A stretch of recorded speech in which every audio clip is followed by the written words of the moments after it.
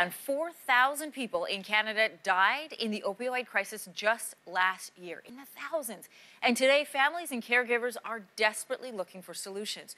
Well, now Vancouver is calling on the federal government to decriminalize the personal possession of all drugs as a way to try and fight the problem of deadly overdoses. Joining us to talk about how this could possibly work is law professor at the University of Windsor and author of Off the Street, Legalizing Drugs, Bill Bogart. Welcome back to Your Morning. Can you remind everybody really quickly about the difference between legalizing and decriminalization? With legalization, both demand and supply is controlled by the government. That is to say, the government would control the supply of whatever drug, engage in quality assurance, there could be taxation, etc. So we're about to see that with cannabis. With decriminalization, we're speaking only to the demand side. That is to say, people who possess drugs and are using them for their own use would not be charged criminally, but they would still have to go to what would be an illicit market to obtain the drugs. All right, we have a graph just to sort of illustrate for everybody the number of overdose deaths that occurred every month last year in British Columbia. And if you take a look right to the end, it shows January, which saw 33 deaths in just 1 month alone. That's the highest since last May. Now, the province says and the families say they want some action, decriminalizing the possession of illicit drugs. Is that the right move at this time? Well, I think it's part of the right move in the sense of what's behind this is they want people to come forward to get help, to not use drugs alone and in private spaces to avoid the police, because that's where a lot of these overdose and deaths occur. Now, that's not the whole aspect by any means. And, we need more safe injection sites. We need naloxone. We need Good Samaritan laws, which we now have, so that people can call the police if there's an overdose and not fear a prosecution.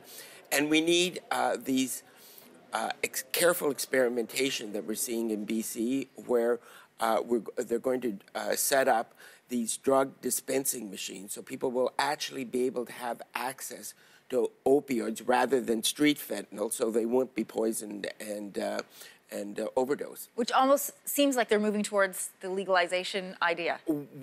Well, in terms of the opioid crisis, because as you have quite rightly pointed out, the situation is very dire. More people died in BC last year from opioid overdoses than homicides, suicides, and traffic accidents combined. It's the #1 killer in the province. All right, let's talk about testing this out as a pilot project, like a safe injection site, which we've now seen open up across the country.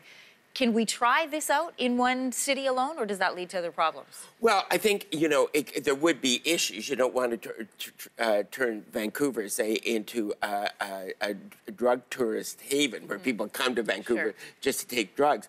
But I do think that's the sort of thing that should be contemplated.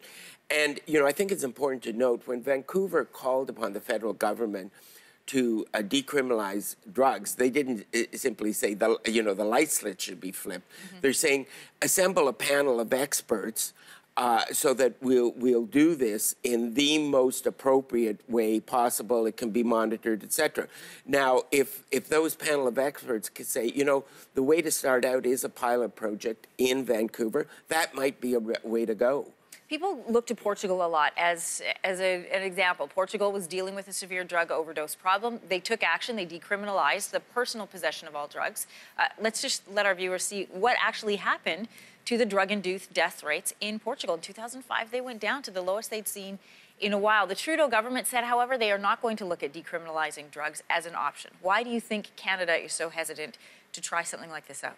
Well, I think, Mr. Trudeau has had his run with cannabis, hasn't he? And, he's put a lot of time and energy into legalization and regulation of that drug. And so he's hesitant to, go into the drug file again, as it were. But the fact of the matter is we have an absolute plague on our hands. We have to take drastic action. And this move by the Vancouver Council is really a cry for help. That, they're desperate. They are truly desperate. And we have to understand that while Vancouver is the epicenter, this tragedy is taking place across the country. Good to have you here to explain more about this. Thank you so much. Thanks for having me on.